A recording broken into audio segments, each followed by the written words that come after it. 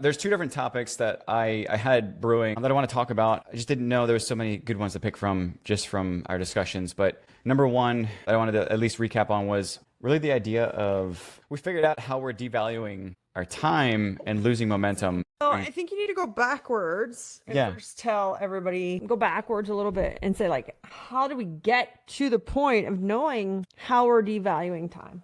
Right, so it's our Saturday morning date. We typically do it at 10 a.m.-ish. We're a little late today because we're back home alone for the first time in a few days. And it's our Saturday morning date. And if you don't know what that is, follow us on social media. Chris, I think we're over 500 morning dates. I have a counter on my phone. I have to look on the phone and see what it is, but we're over 500 morning dates. And in that, like, we talk about this week's struggle, what we're doing, issues, like you name it. We just talk about real shit and how it's affecting our life, our kids, our relationship, our businesses. So this is all for, actually, it doesn't matter. Like, if you're a parent, this is applicable. If you're an entrepreneur, this is applicable. If you're a woman, if you're a man, but it's how, like, we encompass life and marriage and business all together.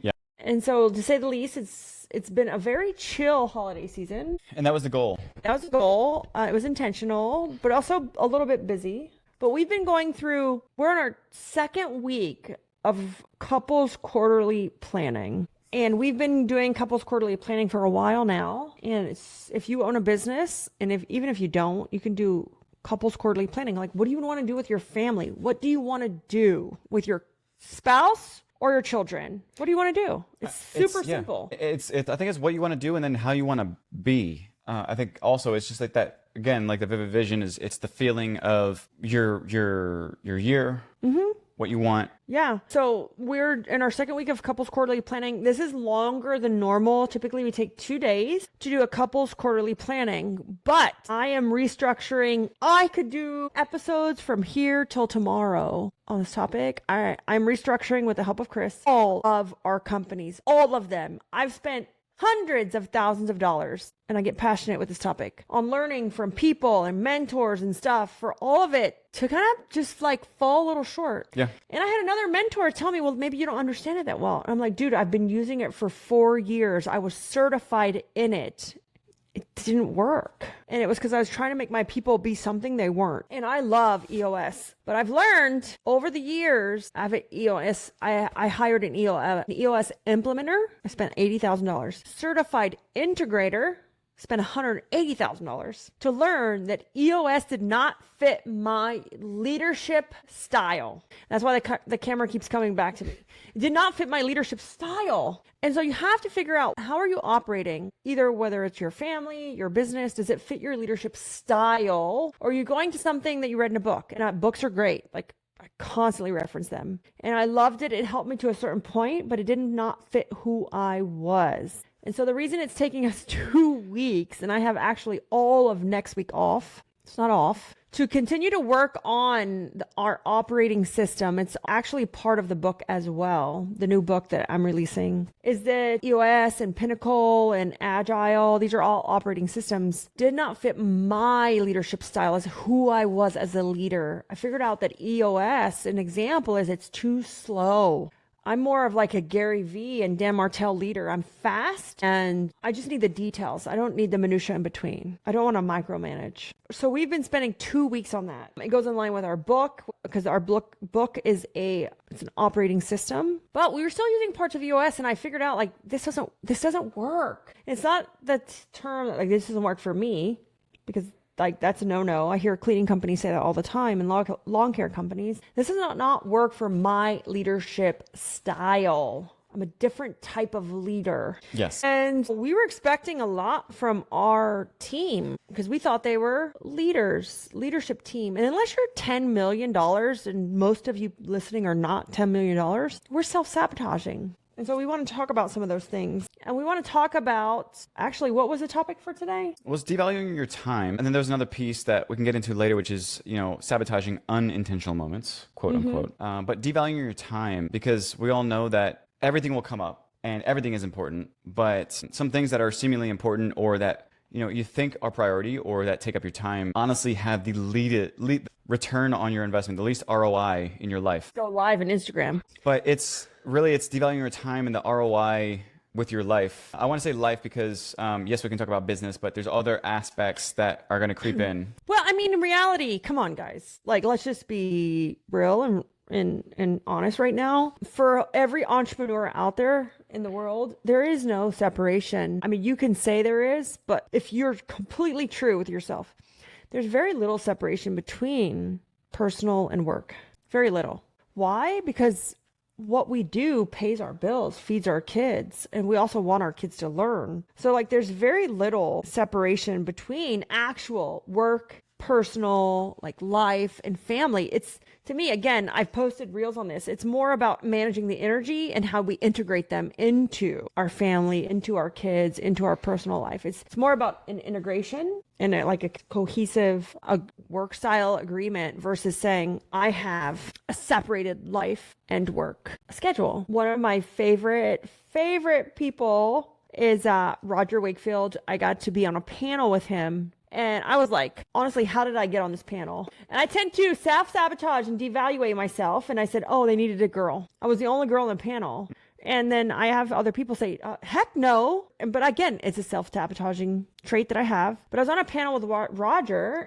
Someone asked the question of work-life balance. And by far, he gave the most respected answer and says, don't be me. Don't be me. I don't have one. Like if you want to be something, you want to be somebody, you want to have, I think he has like a 600,000 or 700,000 followers on YouTube. He's a complete influencer. He had his own plumbing company. If you want to do this, there is no balance. Yeah.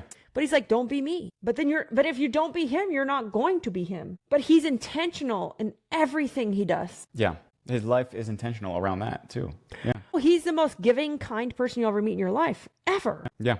But it's intentional. Yeah. So we talked about devaluing your time, and I know that kind of like segues into that. Well, the reason we wanted to talk about this is I see all these people planning goals, couples, retreats. A retreat is not the same, guys, as a couple's quarterly planning. It's different. A retreat is like, let's go drink mimosas. Couples quarterly planning is like, what do I want from the quarter? What does my husband want from the quarter? What does my company need from me from the quarter? And we do this before we go into the company quarterlies. So it's not a retreat, because a retreat is let's relax. Has any part of this been relaxing? It's been, no, it's not relaxing at all. But it's doing that hard work that we need to do up front. So we did a great exercise on time value. And I think it kind of circled around because of, what am I spending? Basically, what do I spend my time on? What do I focus on? And then also, what am I wasting time on? When you're talking about you and your schedule, you're pretty insanely busy.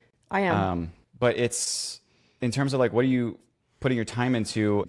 Honestly, in some aspects, like we're wasting time or we're wasting opportunities. Yeah, we are. And so for any of my listeners out there that have multiple ventures, and you may think you don't, but you do, right? So many cleaning business owner friends, or even lawn care people that have multiple locations, even if one is 30 minutes from another, time value. Like how much time should I be spending in each location, right? If you're doing coaching or AI war planning, or if you think you're reselling like or even I want to give an example from the last podcast with Yaya's Big Heart Adventures. Is Lisa Chow is an author. An author writing books. And so again, even if that's not the primary focus right now, there's still some element of a time value associated with that based on some metrics and stuff we can probably dive into. But yeah, or if you're doing coaching, mentoring, you have another software, you're opening another location. Many of you, because Chris at first said, oh no, most of our listeners only have one vertical. And I said, oh no, honey. Right. They're like selling marketing, WordPlan, GHL, they're coaches, they're authors, they're mentors. They have multiple locations. No, most of our friends do not have one vertical, but they don't know the vertical to focus on. Yeah. And so we have a framework that we use that's time value. And Chris uses the RICE method. So it stems from RICE, which is typically it's used in software. And it's to determine a project focus or project scope of or project Value. It's the importance of it. So RICE is, it stands for reach, impact, confidence, and ease. Reach in this case is like how many, let's just say how many people you reach or whatever. Impact being to the degree that it helps or influences or impacts people to some degree of whatever the focus is. Confidence is honestly, it's a subjective number. It's how confident you feel about your estimates on reach and impact. And then ease is in terms of being able to implement. How easy is it to scale? Yeah, or how easy is it to either implement as a standalone project or product, or how easy is it to scale? So I'm going to use an example. Nikki is on here, the Cosmaker. And if you guys don't know who Nikki is, she owns Call Boss. Great answering service. They do quotes, estimates, great service. But her husband owns a landscaping company. So if we did this practice with Nikki and John, right, we're going to see, I'm just going to tell you right now, Nikki, your Call Boss would win in time value. We'll explain why. We can explain why. But Call Boss will win, and it's because it has more reach, more impact, right? And ease of scalability. Ease of scalability. And I like to talk about, because the RICE methodology, or the actual, what do you call it? What they stand for, we have it shifted or kind of, we changed the verbiage to make more sense for businesses. Yes, because again, it was created for software, so we've slightly altered the verbiage so that it's more in line if you have multiple ventures, multiple things you're doing. And I want to clue into Nikki as well. I don't know if you said this, but you talk about Call Boss and the company, but at the same time, you're talking about different verticals like pest control. Oh, they're different lawn verticals. Care, yeah. Landscaping. And Nikki, put your Call Boss information in if you want. That way our listeners can check out Call Boss. I'm talking about different verticals in the same company. So yes, it's one entity, which is the lawn care company. Yeah. But again, different verticals take a different level of focus depending on the needs and the capacity and the overhead, etc. But circling back to the idea of,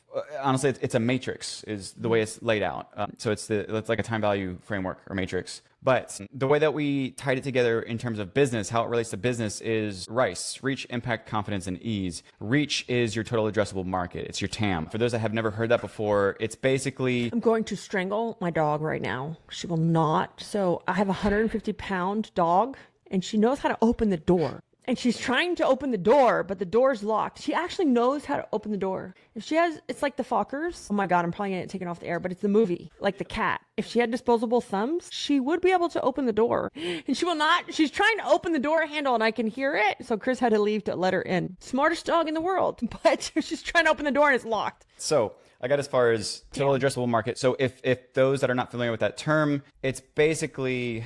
it's the amount of people that you can service within your area. Yeah. So an example of how we evaluated, organize it was, what's our TAM? Well, if I only had a location in Fort Myers, my TAM is small. But because we've decided to go national and we now have 3 locations, my TAM is much larger. My TAM is more exponential. It's a national. now have like a national total addressable market versus just Fort Myers. Yeah. So yeah, that's the TAM. Like, what's my total addressable market? Yeah, so your serviceable population. Yes. The people who would buy your service based on whatever criteria you consider as your ICP, your ideal customer profile, your customer avatar. And also, we've seen this teaching before, like unicorn numbers, like how large could you grow your service business in your area if like you tapped it out, you marketed it, there's a point of like hitting the ceiling. But in places like, say, like Phoenix, there's 5 million people, the ceiling's high. But if you then have a national franchise or brand, the ceiling's even higher. Yeah. That's what we mean by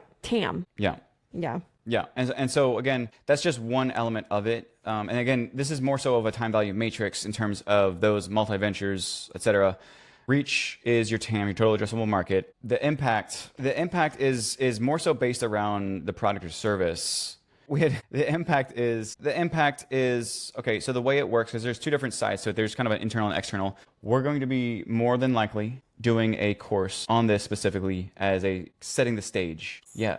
Yeah. We were going to teach this. If anyone's interested, we're going to teach how you do a time value matrix so that and this is only applicable if you have multiple ventures, multiple streams of income. So I have 4 companies. And the reason we did this was because we're again, couples quarterly planning. The employees don't need to necessarily be involved in this. Neither does leadership from each company, but it's like, what do I want? What does my family want from me? What do I need to do? That's why it's so important to do these things before we involve the company. Because in reality, like, they don't know. They just want you to help. They want your attention. And so we did this between the 4 companies, and what we saw, like, totally blew us out of the water. We were like, we've been treating this company like the ugly stepchild. And in fact, it has more potential than all 4 companies put together. When you do this time value with using the RICE method, again, this is only applicable if you have multiple ventures. Yeah.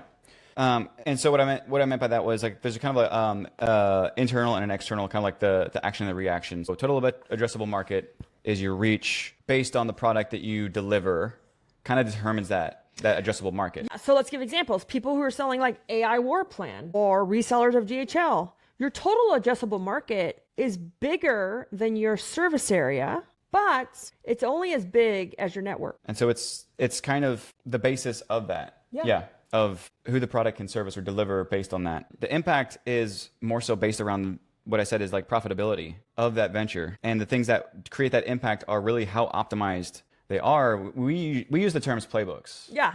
But it's in terms of like optimization is how that impact comes in with the profit. Again, because that's a very important thing. I don't want to dismiss that, because there's some companies, let's say like a brick and mortar, where profitability is like 5% of total revenue, but you have call boss. More than likely, it's a higher percentage of profit because, again, there's no real strict overhead. I would assume that you don't have a brick and mortar. Everybody's virtual, like with all of our softwares. There's no brick and mortar to call, sell, convert. There's no brick and mortar to recruit. There's no brick and mortar to my coaching program, but there is a brick and mortar to organize it. Yeah, you meant sell, convert, clean. I'm sorry, sell, convert, clean.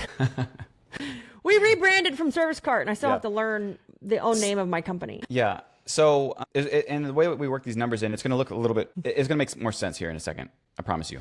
But that is what it is how optimized is it determines the impact that it could have in your life, let's say, in terms of profitability. Typically, it's kind of phrased or positioned a different way in terms of impact for software. But confidence, again, is more so of a percentage of accuracy. This is more subjective, and you just play into it in terms of, am I confident or not? And just kind of keeping that into consideration. It's not something that is used to measure the output or the sum. And then we have ease, which is all about scalability. Over here, we have kind of the next level up from optimization is positioning. This is where it becomes very difficult is, how scalable is the thing that you're providing or selling, in Nikki's case? Well, not even Nikki's case. So Heather Lovewater's on. Yeah. We have Teresa here. Even your multiple locations. Scalability.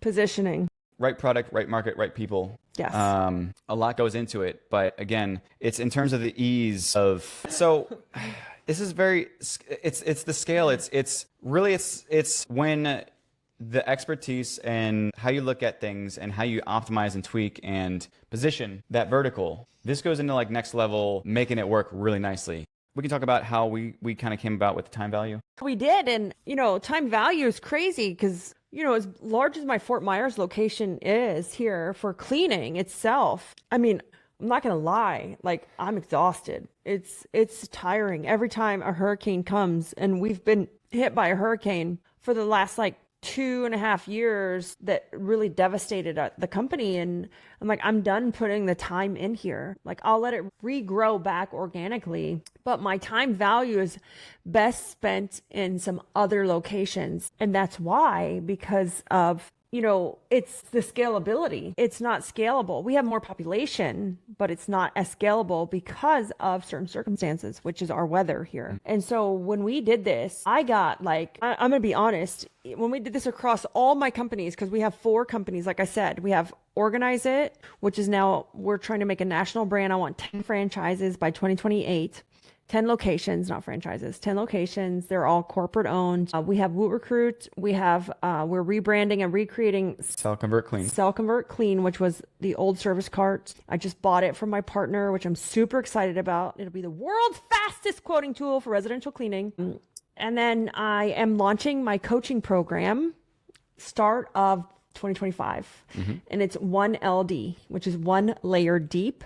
It does not stand for one Libby Delucian, but it could, which was interesting. But which one should I focus on and the percentage of time that I'm focusing on them? That's why we thought this would be great. Because at first, like I said, Chris said, well, everyone only has one company. And I'm like, no, they don't. They either want multiple locations, have multiple locations, or they're doing things like the Warplane AI, or they're trying to resell high level. Or like I said, Nikki with Call Boss, she saw a gap in the lawn care industry and created a company from it, which is Call Boss. And all of our friends and listeners, they have multiple ventures, whether it's locations or different segments of companies. Yeah.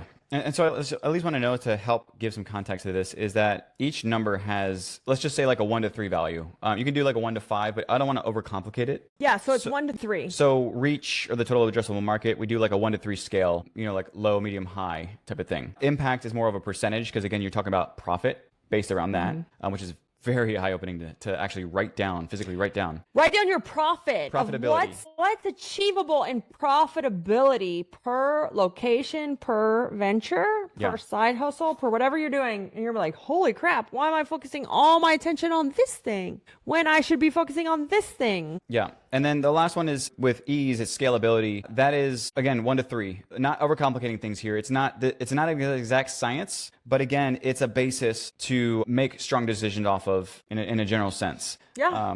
And so what I did was we basically summed these, averaged them, multiplied the percentage of profit to come up with what we call like the growth potential factor. This is growth potential factor. So like Faith said, I want another location in Texas. Texas is huge. This is a great exercise, Faith, because you could base it off of population, which is your TAM, right? Total addressable market. How confident are you to grow it? Can you hire there? Can you find customers there? Profitability. How profitable could it be if you already learned those lessons or have, again, it goes back into, bless you. Sorry. It goes back into what we're learning with Organize It is, the locations are actually more profitable than we thought because of we're sharing resources like marketing and sales and HR and finance and software. And so it's not as much to scale when you're scaling it with the same processes you already have versus like recreating the software and the processes for another location. It's not as profitable or scalable. Right. And so there's less overhead,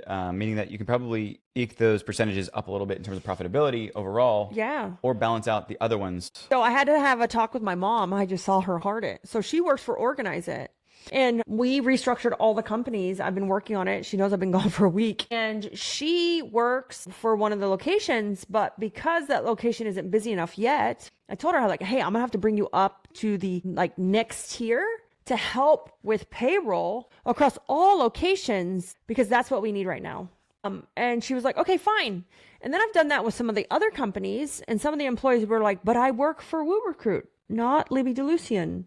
And so we're restructuring all of our contracts, all of our agreements, whether you're an employee or a contractor, to say like you work for whatever we tell you to, which is the entire brand organization. Even Chris, though, you should share your own Oh my goodness. thoughts. Yeah. So real quickly, this is the reason why our 2-day couples quarterly turned into a 2-week couples quarterly. I just want to put that out there.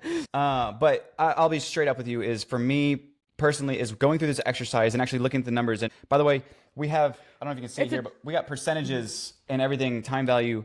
It's laid out beautifully. Wait. So back to what I was saying is, for me, going through this exercise and actually physically, Okay, here's the exercise. physically writing it out, not talking through it, but writing it down and actually putting the numbers and percentages on paper was extremely eye-opening, because there's something that subconsciously happens, especially, see if you can do it. Otherwise you didn't. But there's something that subconsciously happens. When you write it down and you see the numbers and you work through the exercise and you look at the actual, what we have down here is another thing, which is basically, it's the percentage of all of the ventures that you have. The growth factor is then factored into all of it combined, divided by that factor, that number.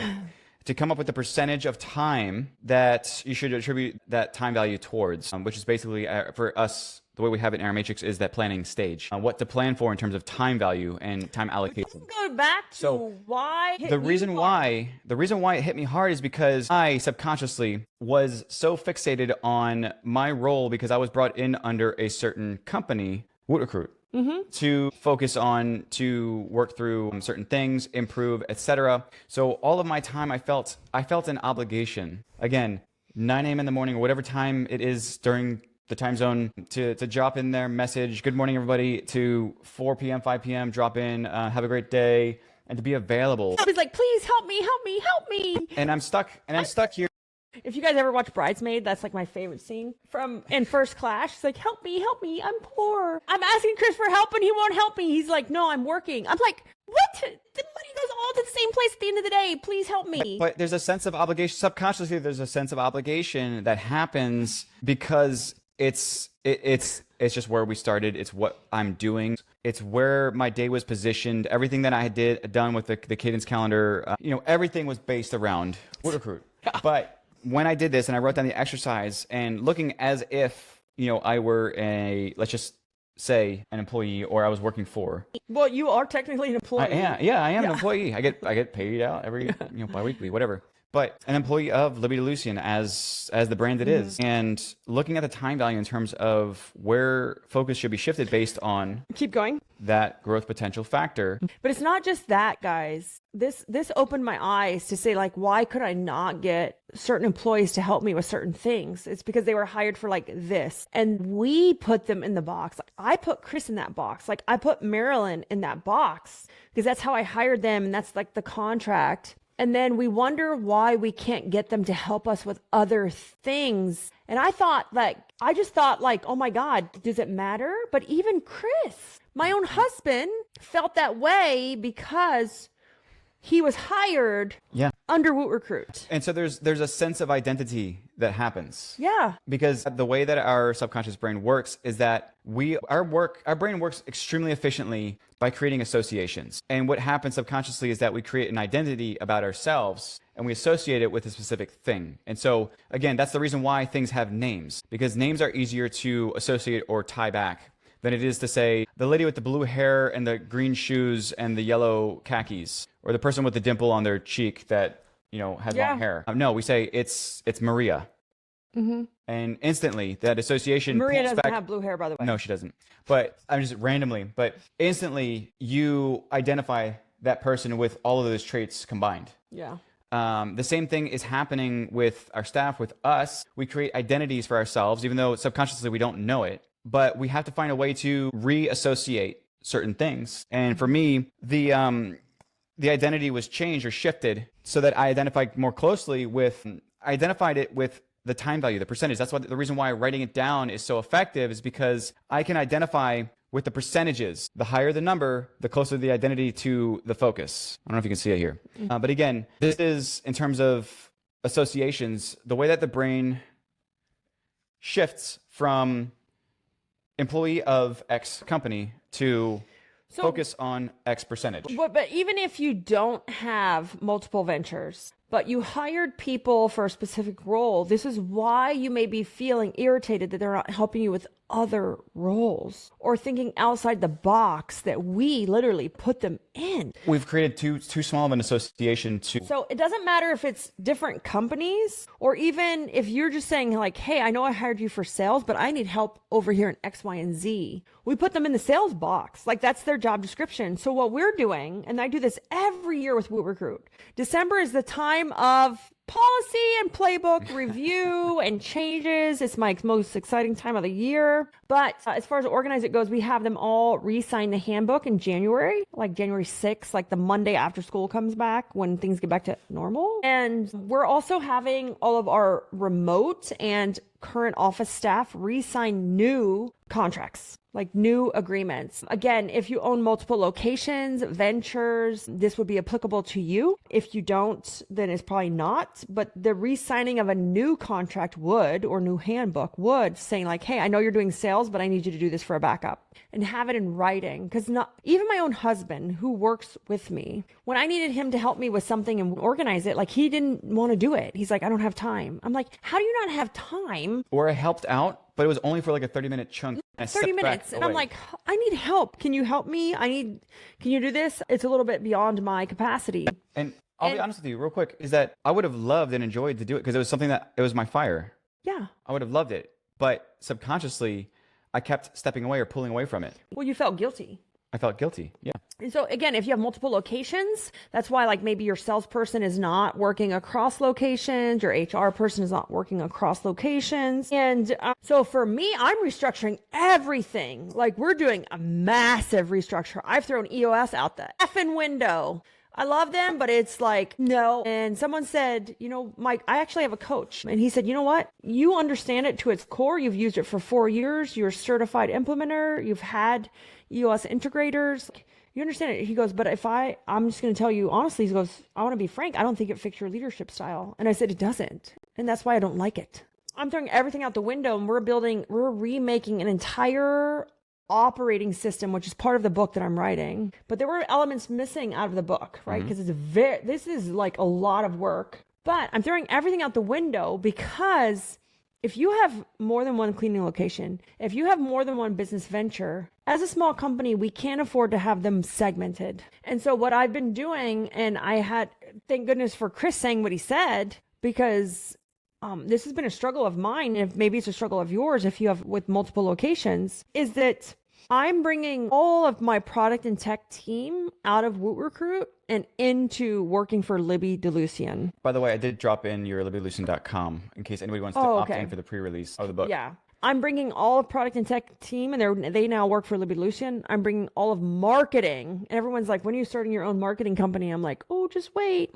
All of marketing that markets for Organize It, Libby DeLucian, Woot Recruit, Sell, Convert, Clean are now working for one entity. It's too spread out. Even if you have 2 cleaning locations, it would be too spread out. All marketing is working under one. So we have all product and tech, all HR and finance, and all of marketing are working directly under Libby DeLucian entity. And then from there, we're going to Organize It, to Woot Recruit, to Sell, Convert, Clean, and to coaching. And before you go off on a tangent and just start restructuring your organization because you heard this idea, this is a more unique example because of the way that we have layered in tech and other tech verticals. So I have my own developer and CTO. So Chris is a CTO. Alfredo is a developer. So I have my own people on our team. So like Organize It's going to be super happy because now that Chris and Alfredo and Miguel can help them a little bit. They have access to more shared resources. A little bit of a time. And then Woot Recruit has them a little bit of the time because otherwise I couldn't afford to have a CTO, a developer, and a tech assistant for one company, or let alone Organize It for one company. So it's shared resources across that platform. Yeah. So it's going to, again, like I said, it's going to look different before you go off the deep end and hire developers and stuff for your residential cleaning company. It's going to look different. The shared resources are going to be different, going to look different. The structure would be different. Where an example is not different, I have 3 locations for Organize It. 3. And I asked Jamie Reeder the other day, I'm like, Jamie, can you please come on and help us with multiple locations? Like, I want to do an in-person event, and I wanted her to teach us. How did she do it? I've done it, but I sucked at doing it. I epically failed. But now we figured it out. So we figured it out. It's growing great. But where I sucked pretty much is my tech side is too complicated. So I'm shutting down. We have 3 Facebook pages, right? We have 1 for each location. I'm like, no, we need 1. Who cares? We don't need them. The website, there was 2 different websites. We're like, no, we don't need 2 different websites. So it's communication platform. So when you're looking at your rice, how scalable is it? If I have a Facebook location for each location of my cleaning business, it's not scalable. The person doing my marketing things, it's taking me so much time. I'm like, here's Libby. I'm like, how? It's the same post. He's like, I have to change the phone number. I have to go and change the website. I have to go and change the hashtags. And I'm like, Yeah. I'm like, oh, you're right. He's like, yeah, I'd get so much more time back and I could do more posts versus less posts across multiple locations. And we first saw this exercise and just, I guess, the concept of that hypersimplifying with, again, the other framework in the book with the day in the life of and the time audit, not time value. So we have a time value, which is what me and Chris just did. You can do this with your family, with your kids. That'd be a little iffy. You don't want to put some value on your kids. But depending on their age, there is a different time value you need to invest in each one of them. I'm just going to be completely transparent. I have a 26, 16, and 6-year-old. And so this doesn't have to be, I think that this can also apply separately from business because, again, if you think about one of the bases here of profitability, again, talk about life profitability. We talk about that in the Higher Profit Tribe of profit not necessarily being money or tied to revenue, but profit being other things that are... is an abundance of something that you want or desire. Yes. Time.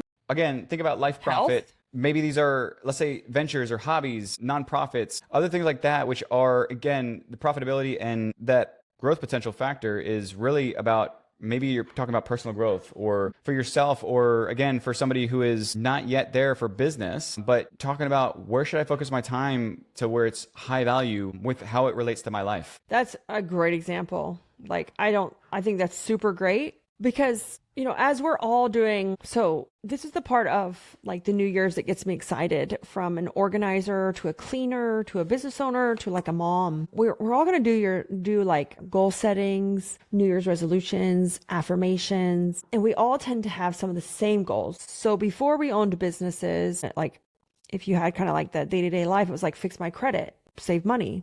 As a business owner, we're more like hit a revenue marker, or I want to be $1 million cleaning company or $1 million lawn care company. And then after that, it's like, oh, I want to be healthy or fit, or I want to travel more, or I want more time freedom. And so I love this time of year because this is when we're sitting back and reflecting on. So we practice a few things in our life. Chris doesn't do the preloaded year, but he works off my preloaded year. I do a preloaded year, which is like my calendar in a 12-month view. And it's like, where am I going for work? What am I doing? And what do I want to do for my family? How many times do we want to go to our house in Georgia? How many times do we want to travel? What do we want to go on vacation? Put that in now, so that when other things come up, if it's already, I have this, somebody asked me the other day, they're like, when you're doing a scheduling, whether it's for lawn care or cleaning, how do you schedule? Is it based off route optimization or is it based off client need? And I'm like, well, you have to have like a precedence of what do you take in order of priority. Yeah. And so for me, I've always been this way. If it's already on my calendar, my morals are so strong that I hold sacred to the thing I already committed to. So if I'm practicing the preloaded year, I'm committed. And it's one of my self-sabotaging things. We didn't even get into self-sabotaging yet. It's one of my self-sabotaging, and you would think, how is this a bad trait? But I'm so, what's my thing about self-sabotaging? Oh gosh, you're so committed to your morals I'm so committed to my commitments. I think it was. Okay. I'm going to read you my self-sabotaging, but it also helps me because then I know how to plan my year. Where is it? stick too closely to your morals. I stick too closely to my commitments, which you could say is great. Sticking too tightly to commitments, overcommitting, and shouldering the wrong responsibilities. I'm reading my self-sabotaging note. Which, by the way, was an exercise, again, we talked about before. Exercise in our couples quarterly planning and our couples planning. And I'm self-defeating. I say I'm not ready. And I don't know why I say this, but how can I be ready? This is really, really like, ego kind of. You get over yourself when you bitching about unfair opportunities. Reading my notes. So anyways, these are like, those are the thing. Libby needs a certain amount of protection. And that wasn't me bitching about unfair opportunities. That was about other people and how do I protect myself from them. But this is one of our self-sabotaging exercises. But going back to why I love this time of year and why this is so important, and using like the preloaded year or using the time value. You don't even need a matrix. You know where the actual value is and what company or venture you're working in. But we tend to do what we like, we tend to do what we want, and we tend to do what makes us comfortable. Yeah. Because what I need is I'm setting my anchors to the time value. It's my self-check. Having these numbers in front of me, if I know that I'm spending more than a percentage of time on a certain thing, a certain venture, then I'm not doing the others justice, because I'm basically, if over a certain percentage of time that I'm focusing on that thing and it's above the time value percentage, it means that I am becoming increasingly less efficient, meaning that I'm wasting more time than I am contributing. Oh, I mean, it was eye-opening for me, guys. We have 3 companies literally right now, 3. I'm opening a 4th at the beginning of the year, which is my coaching program. And yes, it is Debbie Sardone approved, so don't worry. It's around my book that we're doing, and we're teaching, it's all about organizational structure and leadership. Like that's like, how do you get organized? How do you create playbooks, processes, leadership? How do you be the leader you want to be? It's nothing to do with cleaning or how to clean a house. Like nothing. And I was taken back by the fact that I said, I was telling myself, I can't understand why I can't get Chris to help me do something for organize it. Like, I didn't know why I wasn't helping you. He didn't even know. And so like, this could be your reason for even having your own employees in your own company. Why they're resistant to helping in other departments is because we put them in a box with a job description. And I think we should have job descriptions, but I also think there should be this overarching, like, your job is to help the company grow, not your department. Right. It's the overarching like need of the company versus the independent role or department. And so again, the 2-day turned into the 2-week is all about reframing and repositioning our lives, not just work, but repositioning, reframing our lives based on that time value. Yes. And this all goes back to health. Like, I'm not going to lie. It all goes back to health, clarity. I can't be the owner. I can't make these decisions. I can't think the way I need to think. Again, this will be part of my coaching as like a leader. Like, how do you be the best leader you can be? Well, you gotta be the best person first. And it's going to do nothing to do with diet. Like, I don't want you to think we're going to get into diet. I don't know why it went that way. Everybody requires, or not requires, but desires structure, even our employees. Like, teaching our staff to step out of their comfort zone, like their job descriptions. Exactly. And I didn't even know I was putting them in a box until I was like, why the hell do you not me? I'm trying to build something over here, which like does this for this company, and then it benefits that company. And then like we can share marketing resources, and I can charge that company for this market. Like, and I couldn't figure it out. And it was because I unknowingly had put them in a box, and we're changing all that. And then I had a conversation with all of them saying, would you be open to helping this company? Like, if you still get 40 hours, we're not asking you to work more than 40 hours. We're just going to adjust what you're doing or the amount of time you're spending. And they're all like, yeah. And I'm like, well, why weren't they doing that before? Some of them were like, absolutely. They were excited. They were like, oh my gosh, yeah. And then I'm like, well, why weren't we doing that before? And they were like, well, you didn't say anything. Oh my God. Back to the goals. For me, it didn't really start with a weight loss goal. It started with, I was tired of being tired. I just need to feel better. Like, I didn't care what size of clothes I wore. I didn't care how much I weighed. Now I do, because I've gotten like to the next level of those things. But initially I didn't care. Like, I just wanted to feel good. So I think there's evolutions, and the goals change like every quarter. Like every quarter, it's a new goal. There's evolutions. We can't just say, I want to weigh 140 pounds. Redefine what's important to you. Yeah. Like, I'm 5'10". I'm not at 140 pounds. I'm like a size 4. And even my goal, and I know this sounds, I don't mean to like devalue anything, but like, again, my goal was to gain weight because I felt very insecure about my body type. Like, boo. I know. So I feel guilty about actually talking about this. Oh, so you're trying to gain weight. You can understand. But you can relate with Chris. On my version 1 Vivid Vision, I had like 145 pounds, but it didn't connect because that was just something that was not me, because there was still this kind of feeling of, it's not really what I want. It's just something that I feel like I have to have. But I didn't identify with it, and it didn't resonate. And so I changed it after kind of learning a little bit and seeing Libby go through her transformation. I kind of redefined what was important to me. And it was, once I started to pay attention to what made me feel good. Again, one of my core values is be good, do good, or I'm sorry, feel good, be good. And so that resonated better with me. But where my health journey goes is in terms of 2 things. One is making myself, I want to feel great. And the second thing along with that is I don't want to die early. And so for me, those were the 2 anchors that kept me going, because again, my 2 parents had died, I say way too young, because of stage 4 cancer. They did not take care of themselves. Ate a lot of canned foods, TV dinners, things like that, or just heavy saturated. Or the ding dongs. No. Because someone posted something on Facebook and I said, eat that ding dong. But for my dad, it was cherry Pop Tarts. No, it was Hostess cupcakes. Well, the orange, yeah. Orange Hostess cupcakes. Yeah. I remember because they were And cherry Pop Tarts. Always had cherry Pop Tarts. But where I was getting at with this is that those are the anchors that I resonate with the most. It wasn't 145 pounds because it was never happening. I was inconsistent. I'd go on a sprint of 2 days of working out really hard and then all of a sudden crashing and like, what does it even matter? I'm 130 now. I'm like 132 and I'm like, this is pointless. So it shifted. So it's a great comment here. It's like, I just need my pants to fit again. I was with you guys. After I had Yaya, I just needed my pants to fit again. So I got tired of being tired and I went to a doctor. Why did I go to a doctor? Here's the thing. We all hire coaches. We know what the hell to do. We know what to do. It's the same thing. No one's reinvented business. Have you ever read something in business that was like, oh my God, I never heard about that? No, we hire coaches because we need accountability. And I was just like all of you and I needed accountability. So I told Chris, I'm going to a weight loss doctor because my butt has to step on that scale every week and she has to weigh me. I didn't care what I weighed. I cared that I didn't let that person down. So I was going to do what I had to do. I was going to hold myself accountable. And I told him just recently, that's what I'm missing right now. I need that again because that evolution has changed and I don't have that person anymore. But for me to get to the next version that I want, I need that accountability again. We all need that accountability. And that's the only reason that I went to a doctor. Mm-hmm.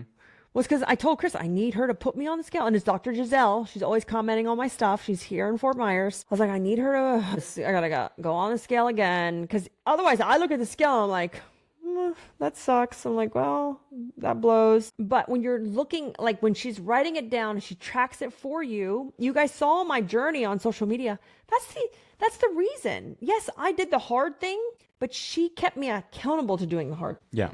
And that's the other thing is I think that I also had you just at least clarifying a few things for me every once in a while, asking me a question or curious on keeping me on track, just subtly, not aggressively, but subtly keeping me on track. So let's go back to like we went from business and time value. And then Chris mentioned something that goes into this weight loss journey is your vivid vision. I am a huge believer of vivid visions, but where I fell flat, I want to share this with you guys, is I let other people influence my visions, partners, other office managers or COOs. And I'm in the middle of rewriting all of my vivid visions. And I also did not take in for people who have multiple locations. I did not create a vivid vision for the overarching like goal of the company. So like when I created the first vivid vision, I just left it like that and we opened other locations. But why are we doing it? Like why? Yeah. Why be behind all the work and the pain and the struggle? Because opening another location, I'm going to tell you right now, is not easy, but it's fun, but it's not easy. But if you're not rewriting those visions and you don't know why you're opening multiple locations or multiple businesses, then your employees and even you at sometimes, like the owner, feels like it's for nothing. So it goes back to health, right? Your health and your vivid vision. My health, my weight goal is in my vivid vision. So me and Chris have, this goes back to the business. I don't know what's going to Chris. Chris has his own vivid vision. I have my own vivid vision. We have a family vivid vision. There's an overarching vivid vision for the entire Libby DeLucian brand that will encompass every company we own. And then each individual company has their own vivid vision. Why do we do that? We need something. It's the North Star of every person that works with or for us. It sounds like a lot of overkill, but it doesn't have to be as hard as you think it is. Yeah. But without that, you are even lost on your weight journey, your goals, what you want. And all I have to say is it's baby steps. It's 100% baby steps. All I have to do is go to sleep today being 1% better than I was yesterday, right? And so over a course of a year, it's a compounding effect. I didn't lose 65 pounds in one day or even in 1 year. It took me 3 years to lose 65 pounds. But every day I went to sleep smarter and better than I was the day before. And that's all that matters. It's the micro that ends up to be the macro. Yeah. So don't lose steam. Just keep that 1% going. It's just 1% every day. When I go to bed, I'm happy that I'm 1% better than I was yesterday. That's it. 1% is tiny. Did I learn something? Did I work out a little bit more? Did I learn more about food or health? Did I walk a little bit further? That's it. It's 1%. It took me, guys, 4 years. 4 years to get to where I'm at right now of losing like the 65 pounds, feeling like the best I've ever felt in my entire life. I don't look like it right now because we had And brunch and breakfast have a before we low-key before we morning. did this. But it took me 4 years. So it's the micro, little tiny things we do over time that gets us the big results. The big results, they don't just fall in our lap. So I'm going to tell you right now, I had a girl moment. Girl fan moment. So Cameron Harold, I'm in a coaching group, and Cameron Harold came in and taught us, did a coaching course in it. We got to ask him questions. Chris has been in a group with him as well, because in the coaching group I'm in, they take my leadership team and they coach them as well. And I friended Cameron Harold on social media, and he accepted my friend request. And I'm like, oh my God, I'm friends with Cameron Harold. He's the author of Vivid Vision, by the way. The way I learned this is I did a little bit extra research and thinking. It covers it like for your business and slightly personal. But if you follow like a certain thing and you just take these business practices and apply them to your personal life, your family life, and your couples, then they will become applicable because they're the same thing. Yeah. So no, the book doesn't cover all of that, but it can if you think about it in that way. You might have to reread it maybe once or twice to kind of get the practice down so you can apply it differently. And that's a great thing. You know, as we're goal setting and planning, I always pick a word of the year. You know, one was intentional. Another one was patience. I think patience was like 2 years ago because I was like a hot freaking mess. I was the Latino side of me come out and I'm like, I have no patience. And I'm like, come on, faster, faster. Even to my cleaners, I was like, no, I think that was 3 years ago, patience, because I was still highly involved in organize it. And I mean, I ran off people. And then, you know, what's your word or affirmation of the year? And so me and Chris decided in 2025, it's about us. It's just about us. We've given ourselves so much to each company and to all of our employees, whether our employees feel like it or not. So, and I want to tell you, like right now, my affirmation, the way that this kind of was built around, and honestly, it stemmed a couple other things. But for my affirmation was, I planned just because, not because of. Yeah. And so, oh my God, I could go on forever about this phrase. And he points this out in me. This is a very powerful phrase, guys. Is it just because of? Just because. Because of, or just because. Yeah. This is what makes us horrible bosses. Give him an example. Yes. So, He's yeah, like, oh, I know. wait, just remember. It came pouring back in. Yeah. So the idea of just because and because of, they're polar opposites in terms of how you determine progress or how you position progress. And somebody said something to me, and here I go, defensive and like. So let me explain it first. So just because, I want to say, is something that is within your domain. It's within your control. It's something that provides an element of stability and ease. So think of that as just because. Because of is something that is outside of your domain or outside of your control. It's something that is dictated by another action. So effectively, it's a reaction. So it's like, just because. So the way that what happened with Libby and I would just say this is that there's certain tendencies that happen. And in terms of leadership styles and outcomes is when somebody pushes back against Libby or what's the word? Questions something that is truth to her. And again, or contradicts but truth. It contradicts my truth. Contradicts truth, then stems the actions of because of. Okay, an example is I was talking about something about pay increases, right? You know, I told our leadership team, I'm not sure about the pay increases in 2025. We don't have as much. So we track a few things like the amount, the customer value and like churn, like that's customer retention. And so this person said, but you're the $1 million business. And I know I said, oh, you know, I'm not sure about raises. We're going to have to look at that in 2025 and assess it. I said, I haven't given myself a raise in like 2 years, and I haven't given poor Chris a raise in 3 years. Yeah. I haven't given Chris a raise in 3 years. And this person said, but you're the $1 million business owner. Yeah. And I'm like, I mean, I have a freaking $1 million. So, but then all of a sudden, and thank God I have Chris around me because it's the because of or just because reaction.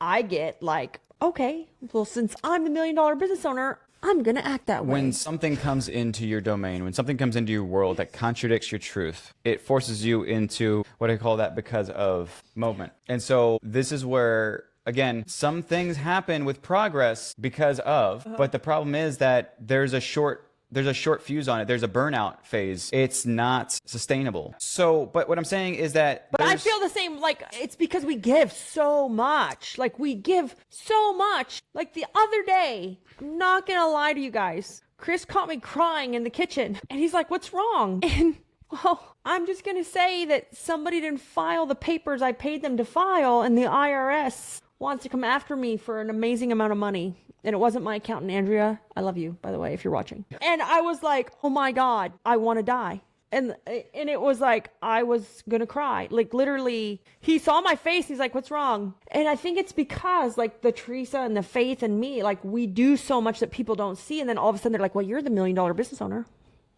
Yeah. I'm like, well, if you think that, then I'm going to act like it. And it's the because of. You said that.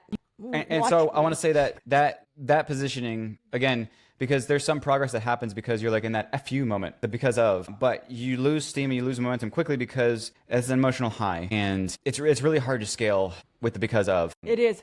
I'll agree. I need him to call me out on the because of, because I can get pretty crazy, vindictive, not vindictive, but again, I'm so fixated on my values. Like I try so hard to do a great job. And when just because one person doesn't think you do, you get like, it's your feelings are hurt. You feel attacked. Yeah. But where I'm getting at with this is if you can take that same intensity, I think this also goes in with a lot of other books that we've read and mentioned and stuff, but being able to anchor that intensity and that focus to the just because, meaning that it's everything within your domain, everything in your control, with emotional ease, you will get much farther, much faster in business, in life, and whatever. If you can start to find a way to, again, sex transmutation, be able to pull that same intensity. My favorite chapter in Think and Grow Rich. Pull that same intensity into those moments of just because. It's for me, it was I plan just because, not because of. These are things where. So listen to what he said. I plan because of. No, just because. I plan just because, not because of. Not because of. Let's just say someone else's influence, someone else's thought or feeling. There's much more potential and much more intensity and power behind just because, both emotionally, spiritually, in business, and sexually. Again, this all kind of stems back to having complete control over your domain, your life, in a way that is effortless. Yeah, and I will say that I've learned my lesson. I don't react off of that. I might tell Chris or think to myself like, yeah, like I'm $1 million business owner. Like when he said that to me, I was like, I'm going to die right now. And it hurt my feelings. So I felt challenged. Yes, Faith. And I felt attacked. Yes, I'm Teresa. I feel those things. I think over time and over businesses, I've learned to not react, So here's my rules. I don't react. I don't give an answer. I don't respond. I take like 24 hours to like think it over, absorb it, and just my answer is like, thank you for the insight. And then I have to watch myself because I will do things to say like, well, you think I'm $1 million business owner? Well, now I'm going to do this. And nothing like too mean, but I'm just saying like, you have to watch the way you react because subconsciously you could be doing things to set them up to fail. Again, no, you could subconsciously or consciously be doing things to set them up to fail because they hurt your feelings. Yeah. And not even know it. No, but we asked for it. I asked for open and honesty. I asked for it. And I got what I asked for, all right. Because there were other things that were said to me, but I posted, and so my employees probably hate me because I posted this on social media too, that when someone says that your team is scared of you, like, I'm like, what? Like, how do you react to that? And so I got more context because then I started to ask people and yeah, they are scared of me, but it's a level of respect, not fear. People interpret things differently. Yeah. And so otherwise, if I would have just took the fear, it was because of, right? Reaction versus really thinking about it and saying, is this true? Or is this just the way one person feels? Yeah. And I think all of it came down to, in terms of progress and you and taking control of opportunities, is just make sure that you're tying that back to a moment of just because. It's something that is within your domain, emotional ease. Because if you anchor it to, that emotional disease. Yeah. Dis-ease, the woke. Yeah. Anyway, but if you anchor it to something else from that because of, you're gonna run into issues where you're going to stumble, you're gonna fall, you're going to create unintentional roadblocks. You're gonna lose great people. Yeah. Even though that person said that to me, they're a great person. They're a great employee. They do great work. Is it my fault or is all that they know that they think that way? So it was more of a personal take home. It was very personal. I'm still working through it because it hurt my feelings. Yeah. Like it hurt my feelings when that was said to me, but I asked for open and honesty. It's one of our core values. So if you can't take it, man, don't dish it out. Yeah. Yes, I felt hurt and I felt attacked and I felt challenged, But I think where it comes back to is I did not react from it. I took it in and I took it back. And I kind of reassessed it when I was like more level-headed than just taking it instantly in the moment and then reacting in that moment. One of the biggest things, I have a decision-making framework. It's not written on a piece of paper, so don't ask me for it. It's a decision-making framework. And I made all these mistakes early on in business. I mean, I think I set up my Google AdWords and I did something and I went to sleep and woke up and blew $2,000. Chris probably found me crying in the garage that day. It was the garage that time. Yeah, it was the garage, not the kitchen that day. And, you know, I now have this decision-making framework that I go through. And it's very basic and simple. Like I said, it's not written down, but it's my core of how I practice things. And as I do not give anyone an answer in the moment. And I don't decide on anything. Like I take 24 hours. I take 24 hours. I sleep on it and I ask my husband. Now, do I take your insight? No. No. And I will say that step 3 with a grain of salt, if it's the right person. Yeah, so your spouse needs to be, you know, you could ask a spouse or a friend or your mom, somebody that's hear you. The reason why you have number 3 as ask your husband, I think is because I'm more objective. Yeah. And I usually try to approach it without bias, but more logic. So he's very logical, but I'm not even actually looking for his answer. I'm looking to say it out loud and just hearing what it sounds like when I say it out loud to you. Like, I'm thinking of blah, blah, blah.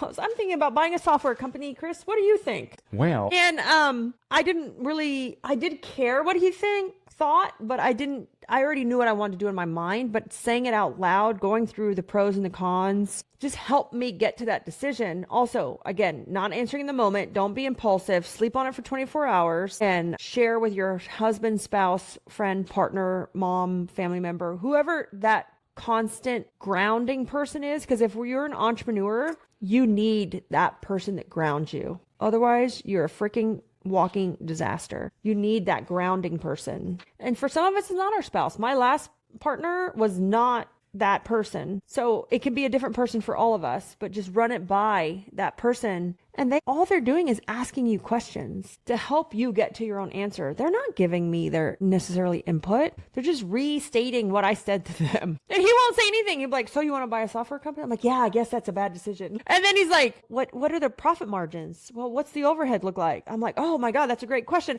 He's not giving me he's just asking me questions. I just sound like a genius, but I haven't answered anything.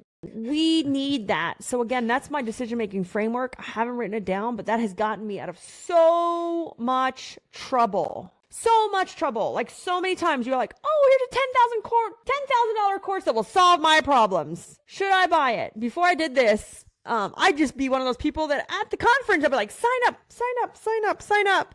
6 subscriptions later. Here's my credit card. It's amazing. Versus like, if I'd have thought about it, I'm like, well, I'm already on 4 courses that I'm not doing. Or like, oh, you know, this does not really fit our vibe or doesn't fit into our vision. Oh yeah, you're right. Like, it's gotten me out of so much trouble is having that decision-making framework that really grounds me to making the best decisions for myself. Because sometimes we don't even know what's in the best interest of ourselves. Libby needs some protection. We need to protect Libby at all costs. And what that meant was, because some of those self-sabotaging moments is sticking too closely to morals and overcommitting. It's more of a sense of care for other people. I care too much. How is that a bad quality? But it actually ends up to be kind of bad. But what we ended up coming to was that she needed some level of protection from herself. And so that was really just kind of keeping her on track. And so I don't know if you can see this here. Sorry, I'm not talking into the mic. Protect Libby at all costs at 11 o'clock. Show up for Libby every weekday. I have this here as a reminder for me. So protect Libby at all costs. Show up for Libby every weekday. I have this because for me, it's a reminder to make sure, again, the schedule is not wasted. Her time is not wasted. In terms of people asking her questions or reaching out to her, it's like, I want to keep her on track. And 12 o'clock p.m., noon, every Monday, I have another one. I have it to push Libby every Monday. It's going to push me. Push me harder. Push me. But that's because it's the to keep her in the just because. I'm trying to push her to take hold of moments that are just because it doesn't often happen that way. So what do you need protection from in the cleaning business? So an example of what I need protection from, and they do a great job. Chris can contest, like, organize it. self-running. I don't even know what's going on in that company. Yeah. But they protect me from complaints, cancellations, employees who quit, employee issues, customer issues. We destroyed something. They protect me from those things at all costs because they know it gets me derailed from the bigger things that are important. Building relationships, focusing on marketing, because I care so much. I care to a fault. What do you need to happen with the company to protect you from it? What needs to be true? What needs to be true, right? It's going to be a little bit more granular than that. And you're going to learn as you go because different things will bother you than bothered me. Right? PETA clients, pain in the you-know-what clients. So, is it complaints? Is it cancellations? Is it chargebacks? Is it bad customers? Is it quality? Get those things documented because otherwise you won't have protection. And the other thing there is get that documented, get that defined, but also have a champion in your corner. I think that's the most important thing that you have. Oh, yes. I have that because my mom is running. We're getting ready to diversify, organize it. My mom was running Fort Myers. She moved to the Oklahoma location. She's going to run Oklahoma location. And I'm super excited to bring back one of my original employees of Organize It, Marcy. Many of you might have heard about Marcy. She rewrote all of our training. So she wrote our manuals, our training. She's a phenomenal trainer. She was our field manager. And then when Ian hit, she left to go serve the community in her church. And I'm super excited. But like Chris can confess, I have that protection and Organize It. I have it. You have, and I want to say this, it's not have protection because again, that's more subjective, but you have a champion. I have a champion on my corner. In your corner. Because that's somebody who's going to execute on protecting you. Yeah. And I noticed that I don't have that in Woot Recruit. I'm getting bleh. Because I'll be straight up with you is business. This works for Woot Recruit and I don't even have it. Business owners are so focused on sacrificing more than they are protecting. I will say that right now. Sacrificing instead of protecting. And so you need somebody else because sacrificing, it's kind of that element of gratitude and humbleness and everything else. So that's important to an extent. But you need somebody else to take care of the role of protection if it's so difficult for you to go ahead and do it yourself. So having somebody in your corner, that champion in your corner, I think will help make it a reality. It helps me so much because I can just keep running versus that's your unique ability, working your flame, whatever all of these people call it. And I don't mean it with any disrespect, but it's true. It's your unique ability, working your flame. What are you passionate about? So you can keep running versus being slowed down with certain things. And, we were in that meeting and I asked Chris, I'm like, Chris, why didn't you say anything?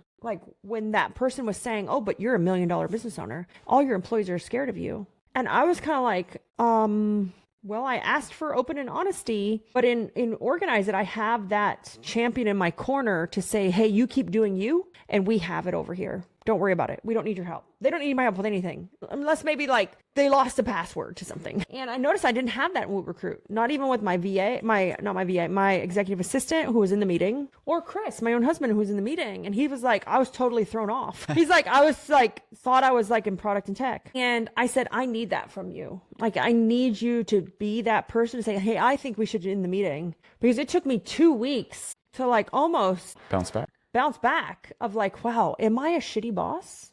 Am I really?